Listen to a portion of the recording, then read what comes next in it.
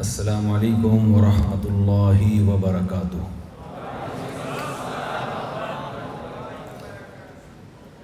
اتنی خوش قسم کی علمی مجلس ہے،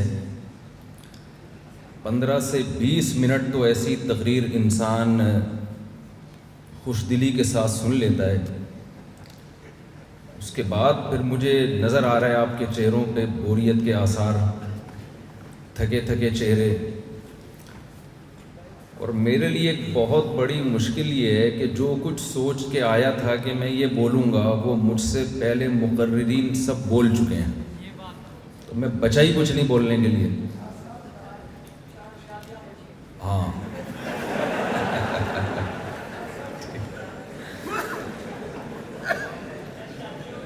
یہ جو ابھی فرما رہے تھے ڈاکٹر اسرار رحمہ اللہ تعالیٰ کے بیٹے، میرے تعارف کے وقت کے مفتی صاحب کی بڑی قربانی ہے کہ تشریف لائے ہیں، یہ واقعی بہت بڑی قربانی ہے۔ 4 سے اجازت لے کے آیا ہوں۔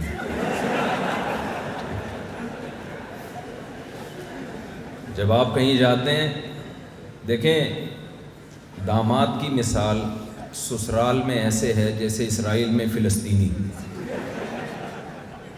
میں جب سفر کے لیے جاتا ہوں تو 4 جگہ سے مجھے پرمیشن لینی پڑتی ہے کہ جانا ہے جانا ہے جانا ہے جانا ہے، چاروں طرف سے۔ پھر میری انکوائری ہوتی ہے کہ اکیلا جا رہا ہے یا کسی کو لے کے جا رہا ہے۔ میں جب نکلا ہوں نا ایئرپورٹ جانے کے لیے تو میری ایک وائف کا میسج آیا تھا کہ مجھے اطلاع ملی ہے کہ دوسری ساتھ میں ہے۔ میں نے قسمیں اٹھائیں کہ یہ بالکل پروپیگنڈا ہے میرے خلاف، غلط خبر ہے۔ چلیں تھوڑی سی تو آپ کے چہروں پہ مسکراہٹ آئی، کچھ میں سمجھتا ہوں وہ بات تھوڑا غور سے سنیں گے آپ لوگ۔ 2015 میں میسج ٹی وی نے مجھ سے انٹرویو لیا تھا کہ آپ کی مشہور شخصیات جو آپ کی نظر میں جو آپ کے لیے فیمس پرسنالٹی ہیں، جن سے آپ بہت زیادہ متاثر ہیں، وہ کون کون ہیں؟ تو میں نے 4 افراد کے نام لیے تھے۔ ایک حضرت مفتی تقی عثمانی صاحب، جن کی علمیت، تواضع اور تقوی کا پوری دنیا میں ڈنکا بجا ہوا ہے۔ واعظ و نصیحت کے اعتبار سے ایک بہترین واعظ، جنہوں نے لوگوں کی زندگیاں پلٹیں اپنے واعظ و نصیحت سے، ان میں حضرت مولانا طارق جمیل صاحب کا نام آتا ہے۔ غیر مسلموں میں جتنے مضبوط طریقے سے کام کیا اور دھڑا دھڑ غیر مسلموں کو اسلام میں داخل کیا، ان کی کتابوں کے ریفرنسز اس طرح سے یاد کرنا، قرآن کی آیتوں کے حوالے یاد کرنا، اس میں اللہ تعالیٰ نے ڈاکٹر ذاکر نائک کو بہت بڑی فضیلت دی ہے۔ چوتھی شخصیت قرآن کے حوالے سے، قرآن سے لوگوں کو آگاہ کرنا، قرآن کے وہ مضامین جن پہ بات چیت ہم نے چھوڑ دی تھی۔ ہمارے ہاں تو ہر شخص قرآن سے اپنے مطلب کی چیز نکال رہا ہوتا ہے، تو قرآن کے عمومی مضامین جس کو قرآن نے بہت زیادہ فوکس کیا ہے، ان مضامین کو ہائی لائٹ کرنا، اجاگر کرنا، پبلک کے سامنے لانا، اور اس انداز سے لانا جو پبلک چاہتی ہے۔ اس میں میرا خیال ہے، یہ میری ایک اجتہادی رائے ہے، کوئی اختلاف کر سکتا ہے اس سے، میرا خیال ہے کہ اللہ نے اس میں ڈاکٹر اسرار رحمہ اللہ تعالیٰ کا کوئی ثانی بر صغیر میں پیدا نہیں کیا۔ میں بھی پہلے بدگمانیوں کا شکار تھا، تنظیم اسلامی سے متعلق، انجمن خدام القرآن سے متعلق، کیونکہ ظاہر ہے جب آپ ملتے نہیں ہیں، گیدرنگ نہیں ہوتی، تو بدگمانیاں بہت پھیلائی جاتی ہیں۔ میرا بھی یہی خیال تھا جو مفتی حسین خلیل خیل صاحب، جو جامعۃ الرشید کے، اچھا یہ جو میں یہاں پر آیا ہوں یا مفتی حسین خلیل خیل صاحب آئے ہیں، تو آپ یہ نہ سمجھیں یہ 2 شخصیتیں ہیں، یہ جامعۃ الرشید ہے، پورا ادارہ ہے جو اس کانفرنس میں شرکت کے لیے آیا ہے۔ تو مفتی حسین خلیل خیل صاحب نے جیسے بتایا کہ ہمارے جو دینی مدارس ہیں نا، میں یہ بات اس لیے کروں گا کہ مجھے دینی مدرسوں میں بھی بہت زیادہ سنا جاتا ہے، انہی کا آدمی ہوں میں، مدرسے سے فارغ مولوی ہوں، تو جتنی گالیاں لوگ مولویوں کو دیتے ہیں وہ سب ہم پہ ہی پڑ رہی ہوتی ہیں، مولوی ایسے، مولوی ایسے، مولوی ایسے، مولوی ایسے، تو میں لوگوں سے کہہ رہا ہوں مجھے کہہ رہی ہے ایسے۔ تو چونکہ ہمیں مولوی سنتے ہیں تو بہت سے حضرات ہمارے دینی مدارس کے جو طلبہ ہیں وہی میرے بھی مخاطب ہیں، وہ بدگمان ہیں۔ اصل میں ہوتا یہ ہے کہ جب بھی کوئی نیا اسکالر آتا ہے نا جو ایک یونیک اسٹائل سے کام کرتا ہے، تو اکثر یہ دیکھا گیا ہے کہ وہ دین کی بنیادیں کھوکھلا کرنا شروع کر دیتے ہیں، لبرلزم کی طرف سوسائٹی کو لے جاتے ہیں، اباحت پسندی کا شکار ہو جاتے ہیں، پردے کے مسائل میں، داڑھی کے مسائل میں اور سود کے مسائل میں، بجائے اس کے کہ آپ سود کے خلاف کام کریں، آپ نے سودی کو حلال کر دیا۔ آپ دیکھ لیں ایسے اسکالرز آپ کو مل جائیں گے جن کے ہاں سود وہ جی ونس اپون اے ٹائم سود حرام تھا، وہ والا سود نہیں ہے، وہ پرانا والا سود نہیں اب رہا۔ تو ڈاکٹر اسرار رحمہ اللہ تعالیٰ کے بارے میں ہمارا پاس دینی طبقہ یہ بدگمان ہے کہ وہ بھی کوئی اباحت پسندی کی طرف تھے یا کوئی لبرل یا ماڈرن اسلام لانا چاہتے تھے۔ تو میں پوری ذمہ داری کے ساتھ اپنے طلباء سے یہ بات کہنا چاہتا ہوں کہ ایسا بالکل بھی نہیں۔ اور آپ نے کسی درخت کا پتہ لگانا ہو نا کہ یہ کھجور کا درخت ہے، یہ آم کا درخت ہے، یہ جی کیلے کا درخت ہے۔ اب اختلاف ہو گیا دو آدمیوں کا، ایک کہہ رہا ہے یہ آم کا درخت ہے، وہ کہہ رہے نہیں یہ پیپل کا درخت ہے۔ تو ہم کہیں گے بھائی پھل آنے دو، میں سمجھا پا رہا ہوں اپنی بات، بور تو نہیں ہو رہے آپ؟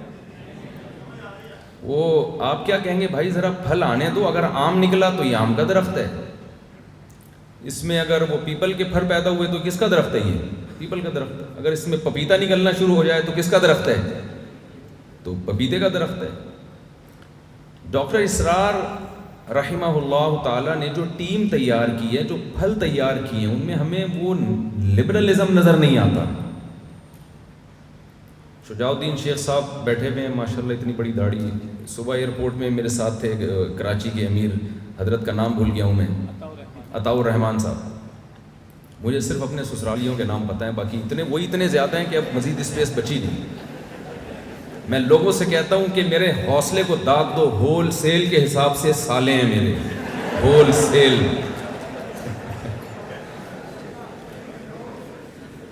تو ایک آدھ سالہ ٹینشن کے لیے کافی ہوتا ہے کہ نہیں ہوتا؟ میرے ہول سیل کے حساب سے سالے ہیں۔ تو آپ پھر بھی دیکھو میں لاہور آ گیا۔ تو حضرت سے بات ہو رہی تھی تو ماشاءاللہ ان کی ایکٹیویٹیز دیکھی ہم نے، داڑھی دیکھیں ماشاءاللہ۔ آج کل تو نئے دیکھیں، میں کوئی جو داڑھی جس کی نہیں ہے اس کو برا نہیں کہہ رہا میں، لیکن آپ داڑھی کا ہی انکار کرنا شروع کر دیں، ماڈرن اسلام ایسا ایک تصور پیش کریں، پردے کا ہی انکار کرنا شروع کر دیں، یا پردے کے احکام میں اتنی تبدیلیاں کہ وہ پردہ اور ہونا نہ ہونا برابر ہو گیا۔ تو علماء نے چونکہ دیکھا کہ جو بھی کوئی نئے اسکالرز آتے ہیں ایک الگ اسٹائل سے کام کرتے ہیں، تو پھر وہ لبرلزم کی طرف اور اہل مغرب کو خوش کرنے کی کوشش میں لگ جاتے ہیں۔ یہاں ان کی تقریریں کچھ اور ہوتی ہیں، وہاں جا کے کچھ اور۔ کسی نے جہاد کا انکار کر دیا۔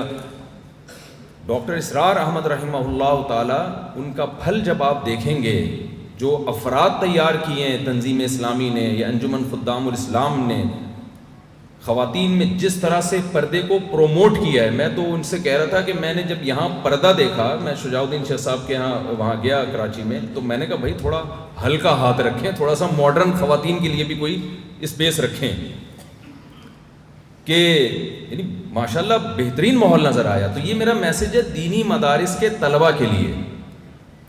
ہمارے طلباء کو یہ بھی اشکال ہوتا ہے کہ شاید کوئی نیا فقہی مذہب نکال رہے ہیں، کوئی پانچواں یا چھٹا، کیونکہ یہ بھی ایک نئے جو اسکالرز آتے ہیں نا، لیبل یہ لگاتے ہیں کہ ہم فرقہ واریت کو ختم کر رہے ہیں، لیکن در حقیقت وہ ایک نیا فرقہ پیدا کر رہے ہوتے ہیں۔ یہ ایک بڑا مسئلہ ہے کہ جب بھی کوئی نیا آ رہا ہے نا، کوئی ایک نیا فرقہ ایجاد ہوا تھا 1980 میں نام نہیں لوں گا تاکہ ہمارا یہ ٹاپک، یہ جو ہماری مجلس ہے، یہ کسی کوئی اختلاف اور اس کی طرف نہ جائے۔ تو آئے اور کہنے لگے کہ یہ اتنے سارے فرقے بنے ہوئے ہیں، کیا دیوبندی، بریلوی، اہل حدیث، حنفی، شافعی، مالکی، یہ سب ختم کرو یار، ایک آ جاؤ قرآن حدیث۔ ہم نے بٹھایا ان کو، چائے وائے پلائی، تو ہم نے کہا یہ جو آپ نئی چیز مارکیٹ میں لائے ہو، تو اس کا نام کیا؟ انہوں نے نام بھی بتا دیا۔ میں نے کہا یہ تو 4 5 6 تو 7واں بھی ہو گیا، تو ختم تو نہیں ہوا نا، یہ کیا ہو گیا؟ یہ تو 7واں آپ نے پیدا کر لیا، اس سے ختم تھوڑی ہوگا. ختم اس طرح سے ہوگا جو یہ مجلس ہے اس میں ہر مکتبہ فکر کے لوگ ہیں اور اسلام کی بنیاد پہ سب کیا ہو جائیں، متفق ہو جائیں. اس طرح سے تو چیزیں ختم ہوں گی. میں دینی مدرسوں سے تعلق رکھتا ہوں، میں یہاں پر آیا ہوں، میں آپ کو پروموٹ کروں. میں نے شجاع الدین شیخ صاحب کا انٹرویو اپنے چینل سے صرف اس لیے نشر کیا تھا پوری ذمہ داری کے ساتھ تاکہ نوجوان ان کے ہاتھ پہ بیعت ہوں. مجھے پتا تھا جو کام یہ کر رہے ہیں شاید اس اسٹائل میں نہیں کر سکتا وہ کام. اسی وجہ سے میں نے ان کا وہ دعوت نامہ اور ان کا بیعت نامہ وہ بھی شائع کیا. ہم ایک دوسرے کے معاون اور مددگار بنیں، نہ کہ ہم ایک دوسرے کی ٹانگیں کھینچنا شروع کر دیں. لیکن ہم اتنے براڈ مائنڈڈ بھی نہ ہو جائیں کہ سب کچھ ہی ہضم. کچھ اسلام کی کچھ بیسکس ہیں، ان پہ ہم نے کسی قیمت پہ کمپرومائز نہیں کرنا. وہ بیسکس کیا ہیں؟ میں اس کی ڈیٹیل میں جاؤں گا، بات لمبی ہو جائے گی. وہ بیسکس یہ ہیں کہ جب ہم کسی غیر مسلم کو مسلمان کرتے ہیں تو کون سے عقائد اس کی زبان سے کہلواتے ہیں؟ اس میں کیا وحدت الوجود آتا ہے؟ بھائی ایک ہندو آیا کسی مولوی صاحب کے ہاتھ پہ مسلمان ہونے کے لیے، میرے پاس آیا فرض کریں، میں اس سے کیا کہلواؤں گا؟ بھائی سب سے پہلے میں کہلواؤں گا، کہو بھائی میں گواہی دیتا ہوں اللہ کے سوا کوئی عبادت کے لائق نہیں ہے، میں گواہی دیتا ہوں محمد صلی اللہ علیہ وسلم اللہ کے بندے اور رسول ہیں، اور جو ضرورات دین ہیں، جنت، جہنم، فرشتے، جنات، ختم نبوت، تقدیر کا عقیدہ، یہ چند باتیں جب ہم اس کی زبان سے اگلوا لیتے ہیں تو ہم یہ سمجھتے ہیں کہ یہ اسلام میں داخل، کمپلیٹ کر لیں سینٹنس آپ، ہو چکا ہے. تو اتنی چیزوں سے ہم کیوں اسلام میں داخل نہیں ہو رہے؟ ہمیں اس سے آگے جانے کی کیا ضرورت ہے؟ نہیں ہے میرا خیال بات. تو ہمارے لیے بھی اتنا کافی ہے نا. جو غیر مسلم دوسری انتہا پہ تھا اس کو اس طرف لانے کے لیے تو چند عقیدے ہیں، اور جو اندر پہلے سے موجود ہے اس کو باقی رکھنے کے لیے اس پر اتنا برڈن ڈالا ہوا ہے کہ اس کو اس پر بھی ایمان لانا ہے، اس پر بھی ایمان لانا ہے. ایک صاحب مجھے کہہ رہے ہیں پنجاب میں نا حیات النبی ممات النبی کے بڑے پھڈے چلتے ہیں. ایک صاحب مجھ سے الجھ پڑے بہت زیادہ. میں نے کہا بھائی مجھے اس بحث میں نہ الجھاؤ یار، ہم سیدھے سیدھے ابھی شادیوں وادیوں کے کام باتیں کر رہے ہیں، لوگوں کو اس پہ لا رہے ہیں زنا سے، تم کیا حیات النبی ممات النبی میں الجھا دیا تم نے مجھے. کہنے لگے یہ بہت ضروری عقیدہ ہے، قبر میں اس کے بارے میں سوال ہوگا. میں نے کہا مجھے بتاؤ تمہاری بیوی کو کیا ہے پتہ ہے حیات النبی اور ممات النبی کا؟ کہہ رہے وہ بیچاری کو کیا پتا. تو میں نے کہا وہ مسلمان ہے یا نہیں ہے؟ کہ ہاں ہے، تبھی تو میرا نکاح باقی ہے. تو میں نے کہا پھر مجھے بھی نہیں پتا، مجھے بھی مسلمان سمجھ لو بھائی، مجھے بھی نہیں پتا. کچھ پھڈے جو ہے نا وہ مذہبی اسکالرس کے لیے رکھیں لڑنے کے لیے، ان کو لڑنے دیں، آپ نہ لڑیں. قبر میں مردے سنتے ہیں نہیں سنتے ہی بڑا پھڈا چلتا ہے. کل ایک صاحب آئے اور وہی بات کی کہ قبر میں مردے سنتے ہیں. میں نے کہا یار یہ مذہبی اسکالرز یا علماء کے لیے رکھو یہ مسئلہ. میں نے کہا اگر سنتے بھی ہیں تو آپ نے کیا رپورٹ پیش کرنی ہے ابا کی قبر پہ جا کے کہ یہ ہو رہا ہے یہ نہیں ہو رہا؟ کیا کرنا ہے آپ نے سننے نہ سننے سے؟ بھائی اگر سنتے ہیں فرض کر لو تو کیا کرنا کیا ہے آپ نے؟ وہاں جا کے آپ رپورٹ پیش کریں گے ابا بہو یہ کر رہی ہے آپ کی، اور اماں نے دوسری شادی کر لی مفتی صاحب کا بیان سن کے. اتنی اہم خبریں آپ ابا کو نہیں دیتے. کتنی اہم رپورٹ ہے نا. قیامت کے دن ابا پوچھیں گے ابے اتنے بڑے بڑے واقعات ہو گئے تو نے مجھے آگے بتایا نہیں. بھائی پریکٹیکل لائف میں اس کا کوئی تعلق نہیں ہے. بلکہ اگر مردے نے سن کے رپلائی کر دیا نا تو وہی ہوگا جو عبد الغفور کے ساتھ ہوا تھا. سنا دوں وہ چٹکلا تھوڑا سا. میں کراچی ایئرپورٹ پہ تھا تو وہاں آفیسر مجھ سے ملنے کے لیے آئے، جو سیکیورٹی کے سب سے بڑے آفیسر تھے نا. ایسے لگ رہا تھا جیسے میرے انتظار میں ہے کہ مفتی صاحب کبھی ایئرپورٹ آئیں تو پکڑوں میں. اور آئے اور مجھے کہا کہ بھائی فلائٹ تو لیٹ ہے، آپ بڑا پروٹوکول دیا. کہتے ہیں بھائی میں نے ایک لطیفہ سنا ہے مفتی صاحب، میری ڈپریشن اور میری اسٹریس دور ہو گئی. میرے لیے کڑک سی دودھ پتی منگوائی اور پھر وہ لطیفہ لگا دیا. وہ لطیفہ یہ تھا، بھائی معذرت میں تھوڑا سا موضوع سے ہٹ رہا ہوں، تھوڑا سا فریش ہو جائے نا یہ. تو وہ لطیفہ یہ لگایا کہ قاری صاحب نے چھٹی نہیں کرتے تھے. عبد الغفور نام تھا قاری صاحب کا. قبرستان سے جب گزرتے ان کا یہ عقیدہ تھا کہ مردے سنتے ہیں. تو بچے نے سوچا کہ سننے کا تو ہے، رپلائی کا ان کا عقیدہ نہیں ہے، اب ایسا کام کرو کہ ان کو یہ یقین آئے کہ سنتے بھی ہیں اور جواب بھی دیتے ہیں۔ تو قبرستان سے گزر رہے تھے اور کہا کہ السلام علیکم یا اہل القبور، بچہ قبر کے پیچھے چھپا ہوا، اس نے کہا وعلیکم السلام بھائی عبد الغفور، قاری صاحب بے ہوش ہو کے گر گئے۔ تو آپ نے اپنی صلاحیتوں کو ان کاموں میں لگانا ہے جو ہماری بیسکس ہیں، جو ہمارے بنیادی عقیدے ہیں، ان میں ہم اختلاف برداشت بولیے نہیں کریں گے۔ ایسا نہ ہو اتنے براڈ مائنڈڈ بن جائیں کہ جی آپ قادیانیوں کو بھی گلے لگا رہے ہیں، آپ اسلام کے بیسک عقائد پہ ہی کمپرومائز کر رہے ہیں، یہ نہیں ہوگا۔ لیکن وہ مخصوص ہیں، اتنا پیچیدہ نہیں بنایا اللہ نے اسلام کو۔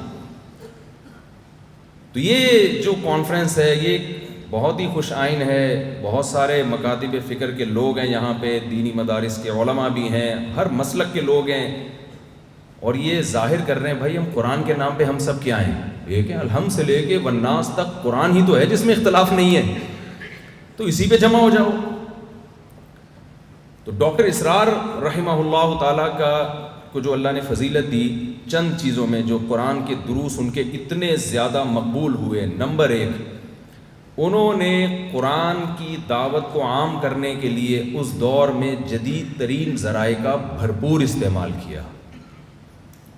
اس سے ان کے مینٹل لیول کا پتہ چلتا ہے۔ بعض دفعہ محنت بہت ہوتی ہے، آؤٹ پٹ اس کا 0۔ اس میں ہمارے لیے یہ میسج ہے کہ ہم بھی قرآن کی دعوت کو عام کرنے کے لیے جدید ذرائع کا زیادہ نہیں بلکہ بھرپور استعمال کریں۔ بھائی محمد احمد صاحب جو مجھے ایئرپورٹ پہ لینے کے لیے گئے، میں نے ان سے کہا کہ آپ ڈاکٹر اسرار صاحب کے جو سوشل میڈیا پہ یوٹیوب کے چینل ہے یا فیس بک، اس پہ بہت زیادہ محنت کی ضرورت ہے۔ بہت سارے ایسے طریقے ہیں سبسکرائبر کو بڑھانے کے لیے، ویڈیو کو زیادہ سے زیادہ وائرل کرنے کے بہت سارے طریقے ہیں۔ شارٹ کلپ بنائیں، پوری ٹیم اس کے لیے ہونی چاہیے جس کا صبح و شام کام ہی یہی ہو۔ آپ اس دور میں تبلیغ کے لیے اگر گدھے پہ بیٹھ کے جائیں اور دلیل یہ دیں کہ ہمارے نبی صلی اللہ علیہ وسلم اونٹ پہ یا گدھے یا گھوڑے پہ بیٹھ کے تبلیغ کے لیے تشریف لے گئے تھے، تو کیا یہ دلیل صحیح بنے گی؟ ظاہر ہے اس دور کا ایک جدید ذریعہ گھوڑا تھا، اونٹ تھا۔ آج کا جدید ذریعہ الیکٹرانک میڈیا ہے۔ آپ اپنی بات امریکہ پہنچانا چاہتے ہیں، آپ ایک کلپ بنا کے ڈال دیں، فوراً پہنچ جائے گی۔ اور اگر آپ گدھے پہ بیٹھ کے جا رہے ہو، محنت بہت زیادہ ہوگی، آؤٹ پٹ اس کا 0 ہوگا۔ تو ڈاکٹر اسرار رحمہ اللہ تعالیٰ کا سب سے پہلا کارنامہ یہ تھا کہ جس وقت لوگ ان جدید ذرائع سے دور بھاگتے تھے، انہوں نے اس وقت ان جدید ذرائع کا بھرپور استعمال کیا، جس کی برکتیں آج ہمیں نظر آ رہی ہیں۔ دوسرا کام انہوں نے بڑا خاندانی کیا، میرے یہ لفظ ہے تھوڑا خاندانی لفظ میں استعمال کرتا ہوں، یہ کیوں کرتا ہوں یہ پھر کبھی اکیلے میں ملیں گے تو بتاؤں گا انشاءاللہ، ساری باتیں تو اپنی بتائی جا سکتی نا۔ دوسرا کام جو ان کا بڑا ہی زبردست تھا وہ کیا تھا، جو ایک تو ڈاکٹر تھے، انگلش بہت اچھی تھی، انہوں نے دیکھیں قرآن مجید میں اللہ تعالیٰ کے ارشاد ہے وَمَا أَرْسَلْنَا مِن رَسُولٍ إِلَّا بِلِسَانِ قَوْمِهِ لِيُبَيِّنَ لَهُمْ، ہم نے جس پیغمبر کو بھی بھیجا ان کی زبان دے کے بھیجا ہے۔ ڈاکٹر اسرار رحمہ اللہ تعالیٰ کی زبان وہی تھی جو ایجوکیٹڈ اور پڑھے لکھے طبقے کی زبان تھی۔ اس سے بہت فائدہ ہوا ہے۔ ہمارے ہاں جامعۃ الرشید میں درس قرآن کی تربیت دیا کرتا تھا، تو ایک طالب علم سے میں نے کہا کہ آپ درس قرآن دیں، میں نوٹ کرتا تھا کیا کیا خامی ہیں، تو وہ درس دیتے ہوئے کہنے لگے کہ اس آیت سے پتہ چلتا ہے کہ ہمارے اقوال و افعال میں تضاد نہیں ہونا چاہیے۔ میں نے کہا بھائی بہت بھاری ہو گیا، اس کو تھوڑا سا ہلکا رکھو۔ کہنے کیا کروں اس کو، میں اس کو کیسے؟ میں نے کہا یوں بول دو ہمارے کاموں میں ہماری باتوں میں ٹکراؤ نہیں ہونا چاہیے۔ اتنا گاڑھا کرنے کی کیا ضرورت ہے اس کو بھائی؟ میں نے کہا قائد اعظم یہ فرما کے گئے تھے کام کام اور بس کام، اگر وہ مولوی ہوتے تو فرماتے افعال افعال اور بس افعال۔ پبلک کے سمجھ میں آتا؟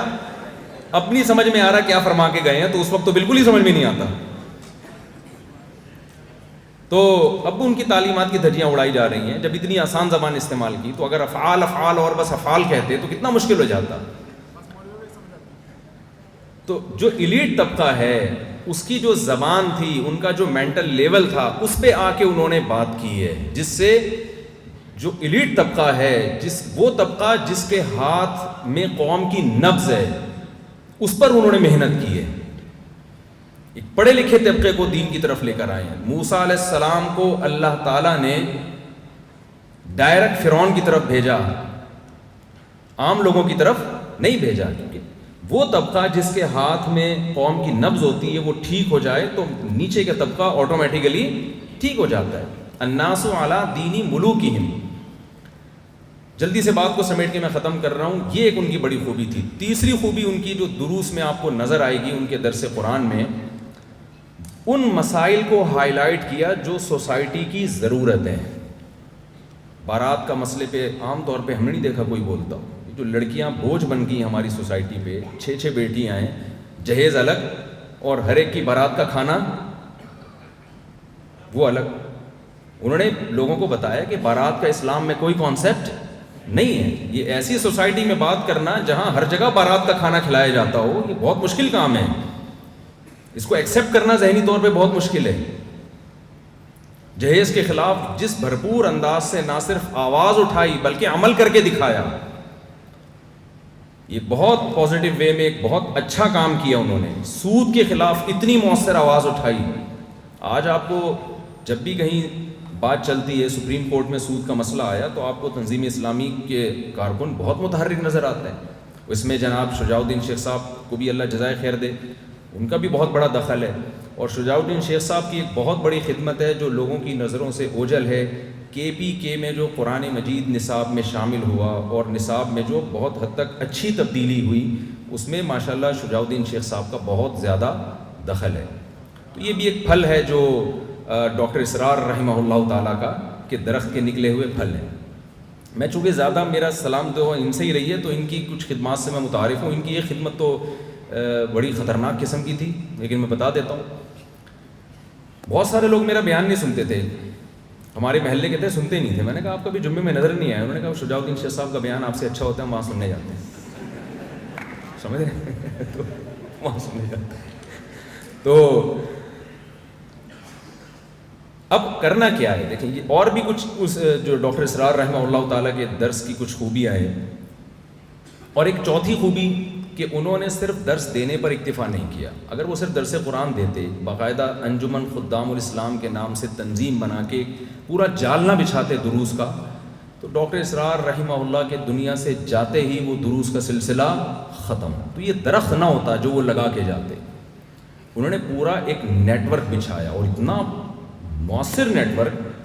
تراویح کی 20 رکعتوں میں ہر 4 رکعت کے بعد پورا خلاصہ. ہمارے ہاں تو تراویح کی 20 رکعتیں گزارنا لوگوں کے لیے مشکل ہوتا ہے. امام 4 رکعت کے بعد تھوڑا سانس لمبا لے لینا تو لوگوں کو ہوتا ہے پیچھے سے چلو بھائی شاباش کھڑے ہوں. گھڑی کو دیکھ رہے ہوتے ہیں کہ ہم نے بس نکلنا. اتنے لوگوں کے رمضان میں مقابلے ہوتے ہیں, تمہارے یہاں تراویح کتنے بجے ختم ہوتی ہے؟ 9:30. اب ہمارے تو 9:25 پہ ہوتی ہے. یہ چلتا ہے کہ نہیں چلتا؟ ابے اس مسجد میں تو 9:15 پہ بھائی سب فارغ. یہ مقابلے ہوتے ہیں تراویح میں.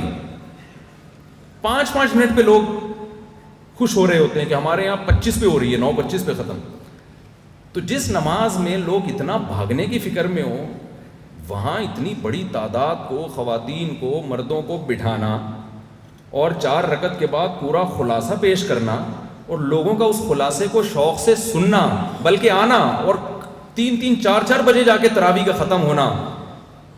یہ سننے والوں کی خوبی ہوگی یقیناً, لیکن جن لوگوں نے ان میں یہ جذبہ بھرا کہ اتنا دیر قرآن سنے وہ بیٹھ کے, میں سمجھتا ہوں وہ لوگ یقیناً قابل تعریف ہیں کہ اتنا لوگوں میں جذبہ پیدا کر دیا کہ قرآن سننے کے لیے اتنا ٹائم نکال کے آ رہے ہیں.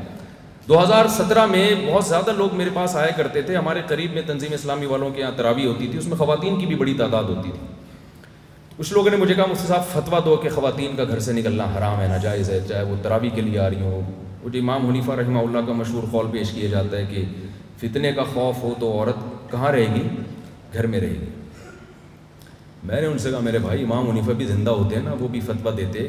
جب دیکھتے نا کہ یہ تراویح میں نہیں آ رہی تو طائق روڈ میں جا رہی ہیں, تو وہ بھی کہتے بھائی ان کو تراویح میں لے آؤ.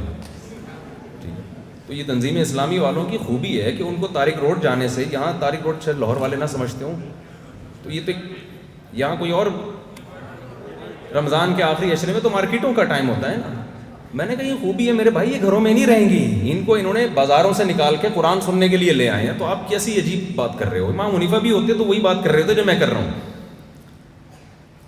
تو یہ چند خوبیاں ہیں، اور میں ایک آخری بات کر کے آپ سے بس اجازت چاہوں گا۔ دیکھیے جو دنیا سے جا چکے ہیں ہم ان کو یاد کر کے روتے ہیں، وہ ایسے تھے، وہ ویسے تھے، اللہ ان کے درجات بلند کرے۔ جو زندہ ہوتے ہیں ان کی قدر نہیں کرتے۔ ڈاکٹر اسرار رحمہ اللہ تعالیٰ نے جو درخت لگایا، وہ درخت الحمدللہ انجمن خدام الاسلام اور تنظیم اسلامی کی شکل میں آج بھی موجود ہے، وہ تھوڑی ختم ہوا ہے۔ تو ہم کو چاہیے ہم ایک دوسرے کا دست و بازو بن کے جتنے بھی دین کے شعبے ہیں ایک دوسرے کو سپورٹ کر کے ان شعبوں میں آگے بڑھنے کی کوشش کریں، اور ہر شعبے کو آگے بڑھانے کی کوشش کریں۔ جو لبرل لوگ ہیں، جو سیکولر قوتیں ہیں، جو ملحد لوگ ہیں، ان کا کوئی فرقہ نہیں ہے، وہ سب متحد ہیں خدا کے انکار پر، بے پردگی، زنا، ہومو سیکسولیٹی، ان چیزوں کو پروموٹ کرنے میں وہ سب متفق ہیں۔ اس میں ان کا نہ کوئی دیوبندی ہے، نہ بریلوی ہے، نہ اہل حدیث ہے، نہ حنفی، نہ شافعی، وہ سب مل کے محنت کرتے ہیں۔ اور ہماری جب مسئلہ آتا ہے زنا کے خلاف آواز اٹھانے پر، تو یہ چونکہ دیوبندی ہے تو میں چونکہ گرین چینل والا ہوں میں نہیں جا رہا، میں یہ گرین والا ہے تو میں چونکہ وائٹ چینل والا ہوں میں نہیں جا رہا، یہ تنظیم اسلامی کا ہے میں چونکہ جماعت اسلامی کا ہوں تو میں، مجھے ایک صاحب نے پوچھا کہ ایک لڑکی کا رشتہ ہے، میرے لیے جماعت اسلامی کی ہے تو کر لوں؟ میں نے کہا جماعت غیر اسلامی والے سے کر لو آپ، اسلامی ٹھیک نہیں ہے، غیر اسلامی سے کریں۔ تو اگر ہم پازیٹیو وے میں اس طرح اسلام کی بیسک اور یہ وحدت الوجود اور یہ اس طرح کی چیزوں کو ہمیں ہائی لائٹ کرنے کی ضرورت ہی نہیں ہے، اٹھانے کی ضرورت ہی نہیں ہے۔ تلک امۃ قد خلت لہا ما کسبت ولکم ما کسبتم، اس کو ایکسپلین کرنے کی ضرورت ہی نہیں، ہمارے تو بیسک عقائد ہیں، ہم نے اسی کو لے کے چل رہا ہے۔ تو میں آخری گزارش بس آپ سے یہ کروں گا کہ جو جا چکے اللہ ان کی مغفرت فرمائے، اب آپ نے قدر کرنی ہے جو موجود ہیں۔ انجمن خدام القرآن کے ڈاکٹر عارف رشید صاحب اور تنظیم اسلامی کے جناب شیخ شجاع الدین صاحب اور بھی جو بھی جماعت کے ذمہ داران لوگ ہیں، جو نوجوان طبقہ ہے، ان کے ساتھ جڑیں، ان سے قرآن سیکھیں۔ یہاں الحمدللہ عربی گرامر سکھانے کا بھی ایک سیٹ اپ ہے، مجھے پتہ چلا، عربی سیکھیں، قرآن پڑھیں، آگے پھیلائیں۔ دیکھیں اگر آپ کسی اچھے ویژن کا حصہ نہیں بنے تو شیطان کے ویژن کا حصہ بن جاؤ گے۔ ان دنیا میں فارغ کوئی بھی نہیں، اگر اچھے کام میں نہیں لگایا تو آپ خود بخود برے کام میں لگ جائیں گے۔ اللہ تعالیٰ سمجھنے کی، عمل کی توفیق عطا فرمائے۔ وما علینا الا البلاغ۔